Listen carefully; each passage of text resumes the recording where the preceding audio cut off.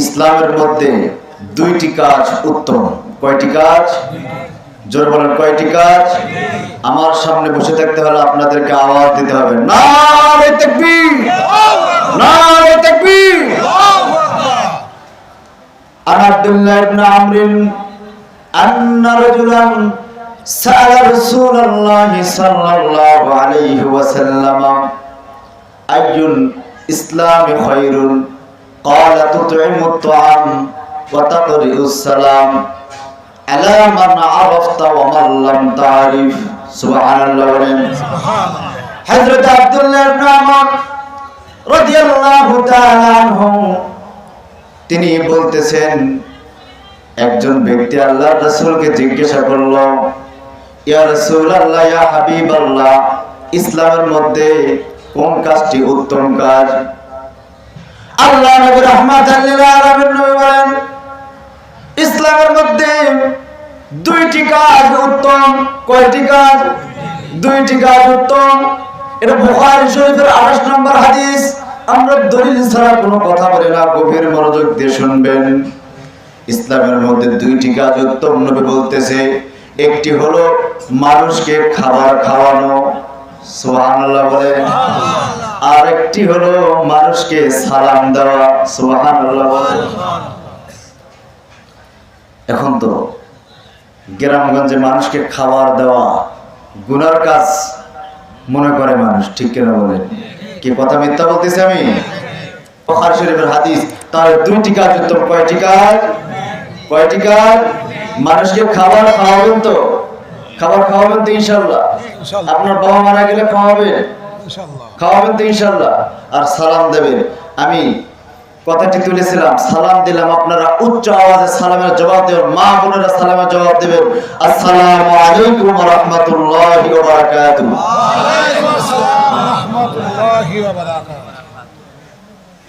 আমি লক্ষ্য করলাম, সম্মানিত উপস্থিতি, কথা বলা যাবে না, গভীর মনোযোগ।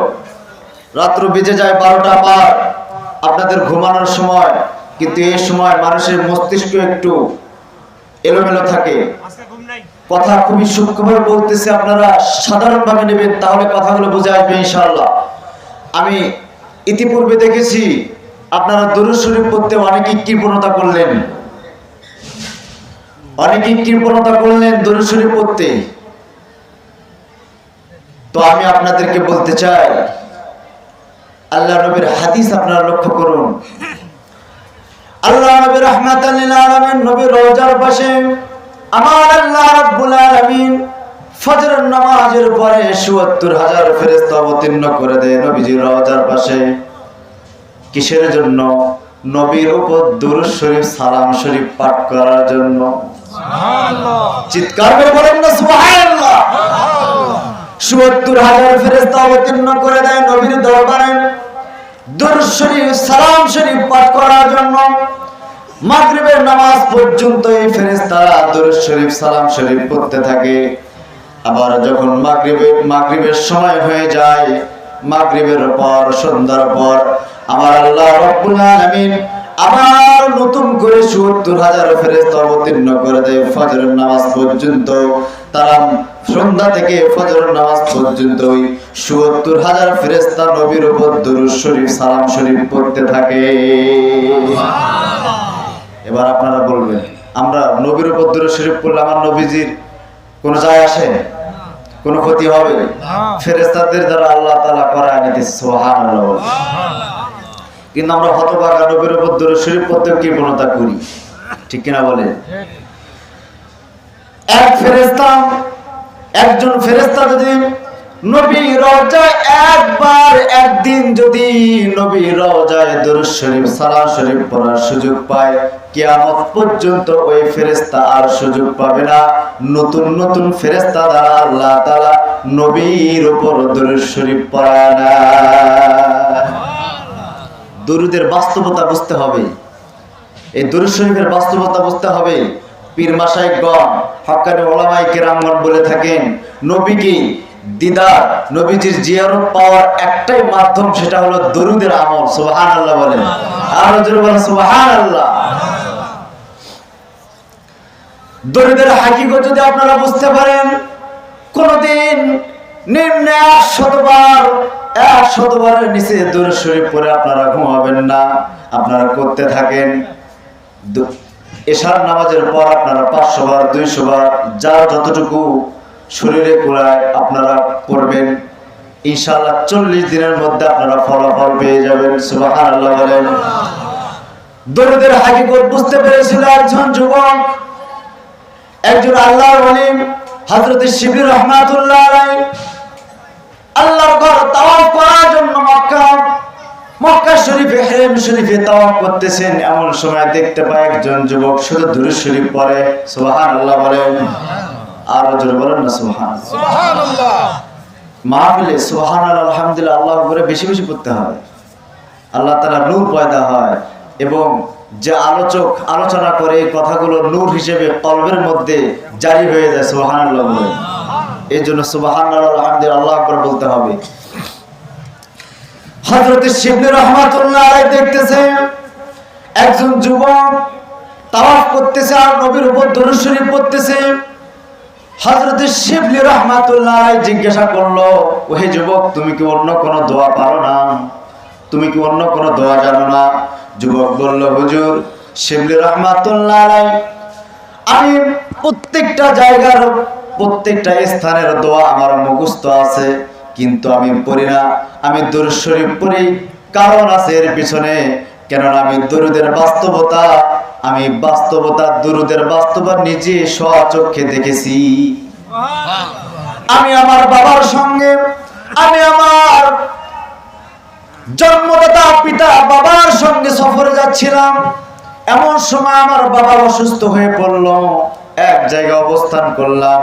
রাতের বেলায় বাবা অসুস্থ হয়ে গেল, বাবা মারা গেল। দেখলাম বাবার চেহারাখানা শুকুরের মতো হয়ে গিয়েছে। জোরে বলেন নাউজুবিল্লাহ। ওই যুবক বলতেছে, হুজুর, আমি আমার বাবার চেহারাটা দেখে বড় আশ্চর্য হয়ে গেলাম, বড়ই অবাক হয়ে গেলাম, দুশ্চিন্তায় পড়ে গেলাম। আহারে, জানতাম আমার বাবা ভালো মানুষ ছিল, কিন্তু জানি না কোন আমলের কারণে তার চেহারাখানা এমন হয়ে গিয়েছে, বেঈমানের মতো মারা গেল। কিভাবে মানুষকে বলবো? আপনার বাবা যদি মারা যায়, যদি তার চেহারার গঠন যদি বদলে যায়, পরিবর্তন হয়ে যায়, আপনারা মানুষকে বলতে সংকোচ বোধ করবেন না? জোর বলেন, করবেন না? ওই যুবক আল্লাহর বান্দা মানুষকে বলতে পারতেছে না। তার বাবার লাশ খানা চাদর দিয়ে ঢেকে দিলেন। চাদর দিয়ে ঢেকে দিয়ে দেওয়ালের সঙ্গে টেক লাগিয়ে আল্লাহর বান্দা যুবক একটু কান্নাকাটি করতেছে আর চিন্তা, আহারে আমি একা একা কিভাবে কাফন দাফন করব? মানুষকে তো বলতে হবে, কিন্তু কিভাবে মানুষকে বলবো? লজ্জায় মানুষরা আমার বাবাকে নিয়ে তহমত দেবে, অনেক কটু কথা বলবে। হযরত শিবলি রাহমাতুল্লাহ আলাইহি বলতেছে, হুজুর, আমি দেওয়ালের সঙ্গে টিক লাগিয়ে একটু ঘুমের মধ্যে চলে গেলাম। দেখতেছি একজন সাদা পোশাকধারী সুদর্শন মানুষ আমার বাবার লাশের পাশে এসে দাঁড়ালো। বাবার লাশের পাশে এসে আমার বাবার চেহারাখানার উপর হাত বোলায়া দিলেন। বোলায়া দেওয়ার সঙ্গে সঙ্গে আমার বাবার চেহারাখানা নূরের আলোয় আলোকিত হয়ে গেল। জোরে বলেন সুবহানাল্লাহ। আর চিৎকার মেরে বলেন না আল্লাহু আকবার। নারে তাকবীর। সম্মানিত উপস্থিতি, আল্লাহর বান্দা, পর্দার মা বোনেরা, গভীর মনোযোগ। হযরত শিবলি রাহমাতুল্লাহ আলাইহি বলতেছে, হুজুর, আমি দেখলাম সাদা পোশাকধারী সুদর্শন মানুষ চলে যাচ্ছে আমার বাবার চেহারাখানা বোলায়া দিয়ে সে চলে যাচ্ছে। আমি দেখতেছি আমার বাবার চেহারাখানা নূরের আলোয় আলোকিত হয়ে গিয়েছে। জিজ্ঞাসা করলাম, হে আল্লাহর বান্দা, আপনি কে গো? আমার বিপদে আপনি আমাকে সাহায্য করলেন, কে গো আপনি? আপনার পরিচয়টা দিয়ে গেলে অনেক শান্তি পাইতাম।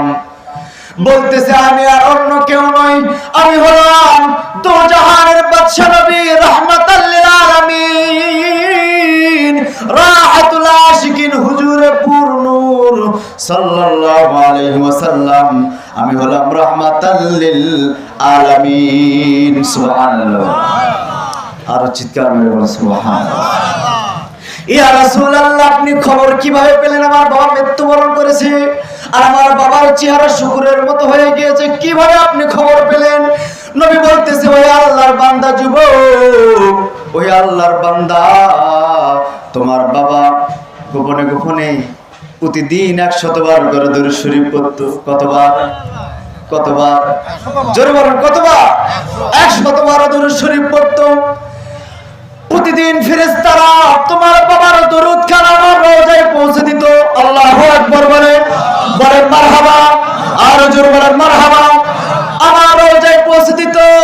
আমি আর তোমার বাবার দরুদ শরীফের হাদিয়াটুকু পাই নাই। আমি ফেরেশতাকে জিজ্ঞাসা করলাম, হে আল্লাহর ফেরেশতারা, ওই বান্দার দরুদ শরীফটা কোথায় গো? পাইলাম না তো। বলতেছি, ইয়া রাসূলুল্লাহ, ওই ব্যক্তি তো আর দুনিয়ায় নাই। ওই ব্যক্তি দুনিয়ার মায়া ত্যাগ করে ওই ব্যক্তি আল্লাহ তাআলার সান্নিধ্যে চলে গেছে। ইয়া রাসূলুল্লাহ, দুঃখের বিষয়, সে এমনভাবে মৃত্যুবরণ করেছে, বেঈমানের হালত তার চেহারা খারাপ হয়ে গিয়েছে শুকুরের মতো। ইয়া রাসূলুল্লাহ, এই অবস্থা। নবী বড় ব্যথিত হলেন। নবী বড় ব্যথিত হলেন। যুবককে বলতেছে, হে যুবক, আমি তোমার বাবাকে নিজে দেখার জন্য এসেছি, থাকতে পারলাম না। যে বান্দাটা দিনে 100 বার আমার উপর দরুদ শরীফ পড়তো, আমার উপর মহব্বত করে, ওই বান্দাটার চেহারা, ওই বান্দাটার মৃত্যু বেঈমানের মতো হবে, আমি নবী সহ্য করতে পারবো না। যে কারণে আমি তোমার বাবার লাশের পাশে নিজে এসে তার চেহারার উপর হাত বোলায় দিয়েছি। আল্লাহ পাকের কুদরতে তার চেহারাখানা নূরের আলোয় আলোকিত করে গিয়েছে। বলে জোর জোরে বলেন সুবহানাল্লাহ, আর চিৎকার মেরে বলেন না আল্লাহু আকবার। ঘুম থেকে জাগনা পেলেন যুবক। যুবক ঘুম থেকে সজাগ হওয়ার পর দেখতেছে সকালবেলা তিনি লক্ষ্য করলেন ফজরের নামাজ পড়ে তার বাবার কাফন দাফন করাবে। তিনি দেখতে পেলেন সে খবর দেওয়ার পূর্বে গ্রামের লোক সবাই হাজির। সুবহানাল্লাহ বলে, আর চিৎকার মেরে বলেন সুবহানাল্লাহ। গ্রামের লোক হাজির। আশ্চর্য, আমি তো কাউকে খবর দেই নাই, কিভাবে লোকগুলো জানলো আমার বাবা মৃত্যুবরণ করেছে? জিজ্ঞাসা করলেন, ব্যক্তিদেরকে জিজ্ঞাসা করা হলো, তোমরা কার কাছে খবর পেয়ে, তোমরা কার কাছে এই বার্তা পেয়ে তোমরা এখানে এসেছো? বলতেছে, আমরা গভীর রাতে তাহাজ্জুদের নামাজের সময় গভীর রাতে আসমান থেকে গায়বী আওয়াজ দ্বারা শুনতে পাইলাম, ওই আল্লাহর বান্দারা, তোমরা যদি গুনাহ মাফ করাইতে চাও তাহলে অমুক ব্যক্তি অমুক গ্রামের অমুক ব্যক্তি মারা গিয়েছে, তার জানাজায় শরীক হয়ে যাও। এত আস্তে বলে সুবহানাল্লাহ, জোরে বলেন না সুবহানাল্লাহ। তাহলে দরুদ শরীফের বাস্তবতা একটু হলেও তো বুঝলেন। মাত্র 100 বার দরুদ শরীফ পড়ার কারণে যদি এত ফজিলত হয়, তাহলে আমরা অন্তত প্রতিদিন ঘুমানোর পূর্বে 200 বার পড়তে পারবো না ইনশাআল্লাহ? জোরে বলেন ইনশাআল্লাহ। দরুদ শরীফ পড়েন, আল্লাহুম্মা সাল্লি আলা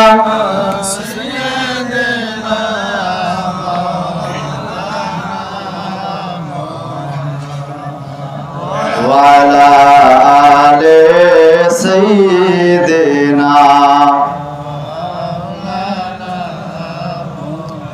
আমার আল্লাহ রাব্বুল আলামিন কোরআনে বলেন, কুল বিফাদলিল্লাহি ওয়া বিরহমাতিহি ফাবিযালিকা ফালইফরাহু। আল্লাহ তাআলা বলেন, ওহে বন্ধু, আপনি বলে দিন, আপনার উম্মতদেরকে বলে দিন, তারা যেন রহমত এবং ফজল পেয়ে খুশি হয়, ঈদ উদযাপন করে। সুবহানাল্লাহ বলেন। এবার আপনারাই বলুন তো, আমাদের নবী আমাদের জন্য রহমত না গজব? যদি রহমত হয় তাহলে নবীর উপর মহব্বত নিয়ে নবীর রওজার পাশে বসে বসে আমার সাথে বলার চেষ্টা করবেন, আমার মরণে চেহারা মোবারক দেখায়, আকা পাশে বসে কালিমাটা পড়িয়ে দিও। আমার মরণে চেহারা মোবারক দেখায়, নবী পাশে বসে কালিমাটা পড়িয়ে দিও। আপনারা চান কি চান না? জোরে বলেন চান কি চান না? মহব্বতে বলেন চাই, আরো জোরে বলেন চাই। রওজা মুবারকে বারবারে নিও, মুবারক কদমে চুমিতে দিও।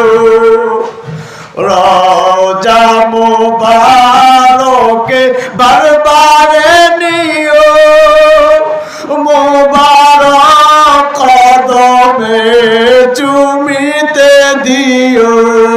আমার রূহটা বের হতে মুস্কি হাসিটা দিও, আমার রূহটা বের হতে মুস্কি হাসিটা দিও। তোমার মোবারক হাত আমার কপালে দিও, তোমার মোবারক হাত আমার কপালে দিও। বলেন মারহাবা, আরো জোরে বলেন মারহাবা। আমার মরণে চেহারা মোবারক দেখায়ো, আকা পাশে বসে কালিমাটা পড়িয়ে দিও। আল্লাহুম্মা সাল্লি আলা সাইয়্যিদিনা মুহাম্মদ। আল্লাহুম্মা সাল্লি আলা সাইয়্যিদিনা মুহাম্মদ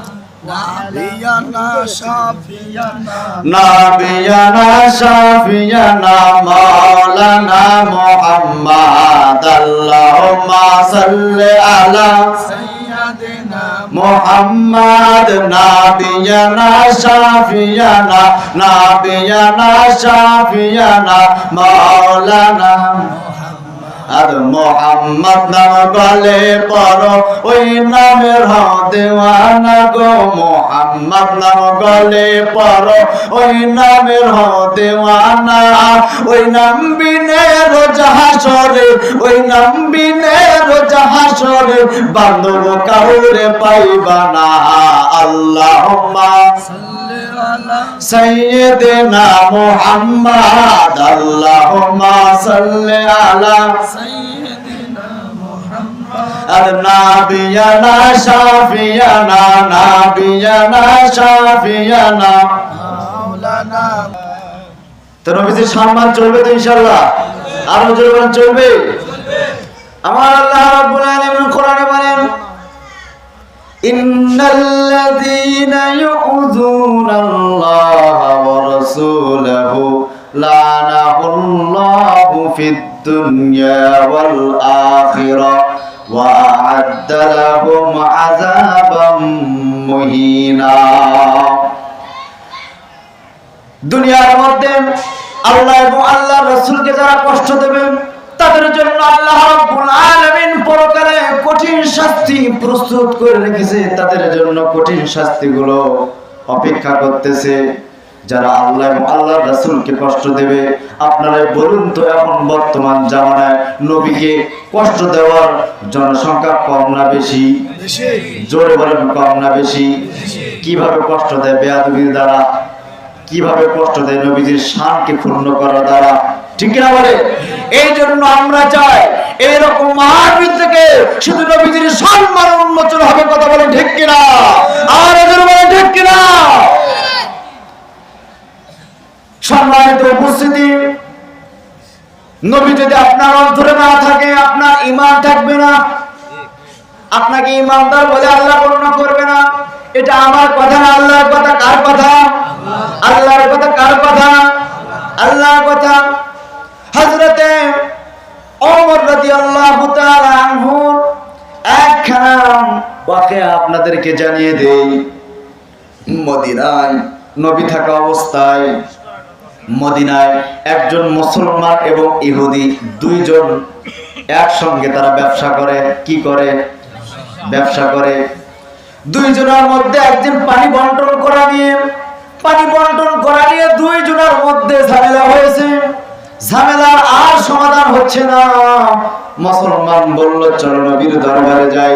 নবী হলো রাহমাতাল লিল আলামিন, নবী হলো আল আমিন, সত্যবাদী। তিনি যে রায় দেবে বিচার করে সেটাই আমরা মেনে নেব। ইহুদির অন্তরে তার থেকে বেশি বিশ্বাস ছিল। সুবহানাল্লাহ বলেন। ইহুদি মনে করল আরে শুনেছি আখির নবী ইনি, শুনেছি মুহাম্মদ ইনি, তিনি বিচার করলে কোনো ঝামেলা হয় না, তিনার বিচার বড় সত্য। আমরা জানি তিনি হলো আল আমিন। কি বলেন? আল আমিন। ইহুদির মনে বিশ্বাস ছিল। যুবক ভাইরা বসেন, ইহুদির মনে বিশ্বাস ছিল। নবীর দরবারে চলে গেলেন, ইহুদির মুখে কথা শুনলেন, মুসলমানের মুখে কথা শুনলেন। মুসলমানের কথা শুনে, ইহুদির কথা শুনে আল্লাহ নবী রাহমাতাল লিল আলামিন নবীর রায় চলে গেল ইহুদির পক্ষে। সুবহানাল্লাহ বলেন। কার পক্ষে চলে গেল? ইহুদির পক্ষে রায় চলে গেল। মুসলমান বেজার হয়ে গেল। নবীর দরবার থেকে ফিরে এসে ইহুদিকে বলতেছে আমি এই বিচার মানি না। নাউজুবিল্লাহ বলেন। বলতে মুসলমান না মুনাফিক? জোরে বলেন মুসলমান না মুনাফিক? চিৎকার করে বলেন মুসলমান না মুনাফিক? এইরকম মুনাফিক এখনো বাংলার জমিনে আছে না নাই? আর জমিনে আছে না নাই? এইরকম মুনাফিকদের থেকে আমাদের দূরে থাকতে হবে, ঠিক কিনা বলে? সম্মানিত উপস্থিতি, মুসলমান বলল নবীর বিচার মানি না। আমরা জানতেছি ও মুসলমান নয়, মুনাফিক। এবার আসুন ইহুদি কি বলে। ইহুদি বলে তোমার নবী বিচার করলো, তুমি মানলে না, কার কাছে তুমি যাবে? বলতেছে মুসলমান বলতেছে নবীর পরে যে ব্যক্তিটির স্থান সেই ব্যক্তিটি হলো সিদ্দিক, হযরতে আবু বকর সিদ্দিক রাদিয়াল্লাহু তাআলা আনহু। তিনার দরবারে যায়। তিনিও অনেক সত্যবাদী, তিনি যে বিচার করবে সেই বিচার মেনে নেব। ইহুদি আবু বকর সম্পর্কেও জ্ঞান রেখেছে, জেনেছে সে আবু বকরের নামের পাশে একটি শব্দ রয়েছে সিদ্দিক, সত্যবাদী। তিনিও সত্যবাদী। হযরত আবু বকরের দরবারে চলে গেলেন। হযরত আবু বকর মুসলমানের কথা শুনলেন, ইহুদির কথা শুনলেন। মুসলমানের কথা শুনে, ইহুদির কথা শুনে রায় চলে গেল ইহুদির পক্ষে। সুবহানাল্লাহ। চিৎকার করে বলেন সুবহানাল্লাহ। সম্মানিত উপস্থিতি, রায় যখন চলে গেল ইহুদির পক্ষে, হযরত আবু বকরের হুজরা শরীফ থেকে বের হওয়ার পর মুসলমান আবার বলতেছে আবু বকরের বিচার মানি না, এই বিচার মানি না, চলো আমরা ওমরের কাছে যাই। ইহুদি বড় বিরক্ত হয়ে গেল। বিরক্ত হওয়ার কথা কিনা বলেন? জোরে বলার কথা কিনা? ইহুদি বড় বিরক্ত হয়ে গেল। আরে তুমি তো বড় বেঈমান, তুমি তো বড় বেয়াদব, তোমার নবী বিচার করলো তুমি মানলে না। নবীর পরে যে ব্যক্তির স্থান হযরত আবু বকর, সে বিচার করলো তুমি মানলে না। তুমি আর কার বিচার মানবে? যদি তুমি হযরতে ওমরের বিচার না মানো তাহলে কি হবে?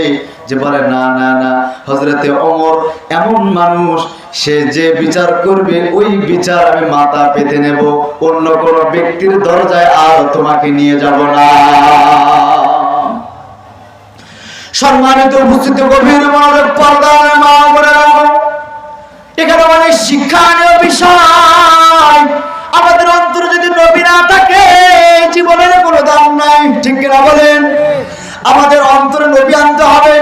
মাহফিলের শুরু থেকে শেষ পর্যন্ত যদি আপনারা শুধু নবীকে বাড়িতে নিয়ে যেতে পারেন তাহলে আজকে হযরতে ফরাইজ রাহমাতুল্লাহ আলাইহি খলিফার উদ্দেশ্য করে যে মাহফিল হচ্ছে, মাহফিল সার্থক হবে। কথা বলেন ঠিক কিনা? আরো জোরে জোরে বলেন ঠিক কিনা? হযরতে ওমরের দরবারে চলে গেল।